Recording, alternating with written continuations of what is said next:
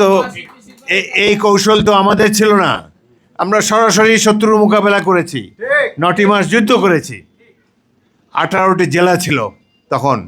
একটা জেলা সিলেট একমাত্র মুক্তিবাহিনী দখল করেছে মেজর জিয়াউর রহমানের নেতৃত্বে, প্রথম ইস্ট বেঙ্গল। আমি 14ই ডিসেম্বর তারিখে সেই আক্রমণ পরিচালনা করেছি। আমার 18 জন সৈনিক ঘটনাস্থলে নিহত হয়েছে, শহীদ হয়েছে। ভয়াবহ যুদ্ধ।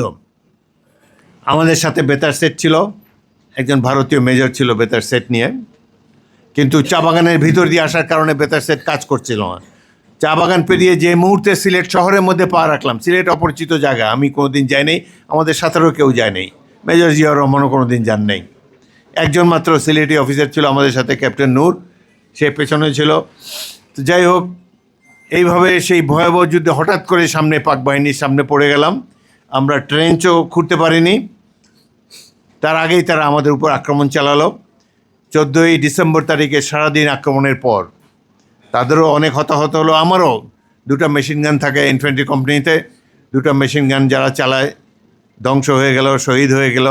18 জন শাহাদাতের পর আমিও যখন মৃত্যুর অপেক্ষা করছি, সেই সময় বেতার সেটে এক চমৎকার মেসেজ পেলাম। ভারতীয় মেজর আমাকে বলছে যে তিনি বেতার যোগাযোগ স্থাপন করতে পারছেন, কামানের গোলা চাইলে তিনি ফেলতে পারেন শত্রুর এই এমসি কলেজের প্রিন্সিপালের বাড়িতে। আমি বললাম যে হাতাহাতি যুদ্ধ চলছে, এখন আর কামানের গোলার প্রয়োজন নেই, যদি সম্ভব হয় একটা এয়ার সর্টি সামনের এই পাকিস্তানিদের বাংকারের উপরে আনা যায় কিনা।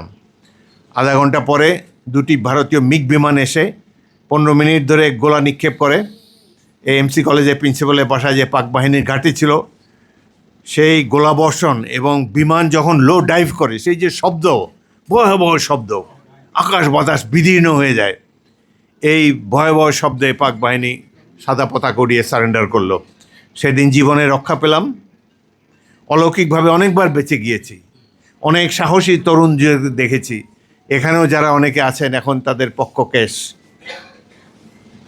চুল দাড়ি সব সাদা হয়ে গিয়েছে, কিন্তু এই অমিত বিক্রমে বাঙালিরা যুদ্ধ করেছে, এটি যে কোনো জাতির জন্য অত্যন্ত গৌরবের। পাকিস্তান স্বাধীন হয়েছে মাউন্ট ব্যাটেনের নেতৃত্বে ব্রিটিশ আমলে। টেবিলের উপরে, ম্যাপের উপরে আঁকুবুকি করে 2টি দেশ সৃষ্টি হয়েছে, কিন্তু এই যে মেশিন গানের সামনে বুক পেতে দিয়ে শত্রুর সাথে হাতাহাতি বাংকারে গিয়ে লড়াই করে, এই বাঙালি যাদেরকে নন মার্শাল রেস বলে সবাই উপহাস করত, এই জাতি যে বীর বিক্রমে যুদ্ধ করতে পেরেছে 71-এ, সে এক গৌরবের ইতিহাস। আজকে লক্ষ্য করেছে দুঃখের সাথে 73 থেকে 72 থেকেই এই সাহসী যুবকদের কথা ভুলিয়ে দেবার জন্যে, মুক্তিযুদ্ধের গৌরবময় উপাখ্যানকে ভুলিয়ে দেবার জন্যে তৎকালীন আওয়ামী লীগের সরকার চেষ্টা করেছে। তারা বোঝাতে চেষ্টা করেছে যে কেবলমাত্র তাদের নেতাদের বক্তৃতাতেই দেশটা স্বাধীন হয়ে গিয়েছে। এই যে লক্ষ কোটি মানুষের যে আত্মত্যাগ, সারা জাতি যে যুদ্ধ করতে পারে, এই বর্ণনা ইতিহাস বইতে আপনি খুঁজলে পাবেন না।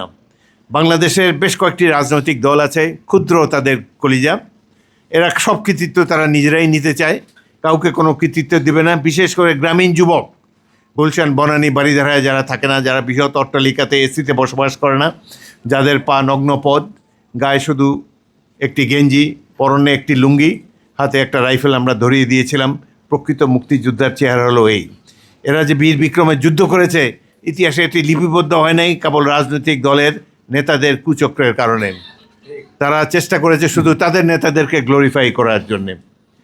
এই ধরনের চলতে চলতে অবশেষে আমরা এই জুলাই আগস্টে, 24শে আগস্টে এসে এই হারমাত বাহিনীর স্বৈরাচারের মোকাবেলা করতে পেরেছি।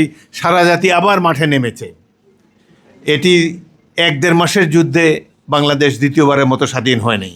17 বছর বিএনপি এবং অন্যান্য বিরোধী দল কত সংগ্রাম করেছে। আমি নিজে 5 বার জেলে গিয়েছি। আমাদের নেতা কর্মীদের অসংখ্যবার আমরা কারাগারে নিক্ষিপ্ত হয়েছি, গুম হয়েছে, নিহত হয়েছে, মিথ্যা মামলায় বারংবার। 18 সালে একটা নির্বাচন দিয়েছিল শেখ হাসিনা, তার আগে দেখি কয়েক হাজার নির্বাচন করতে গিয়েছে, দেখি আমার 4000 লোক, আমার 4000 কর্মী, তারা গায়েবী মামলার আসামি। হাইকোর্টে দৌড়াদৌড়ি করলাম, 300-400 মতো জামিন নিতে পারলাম, বাকি অধিকাংশ এলাকায় যেতে পারে নাই।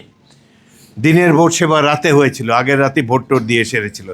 এইভাবে নির্বাচনের নামে তারা প্রহসন করেছে।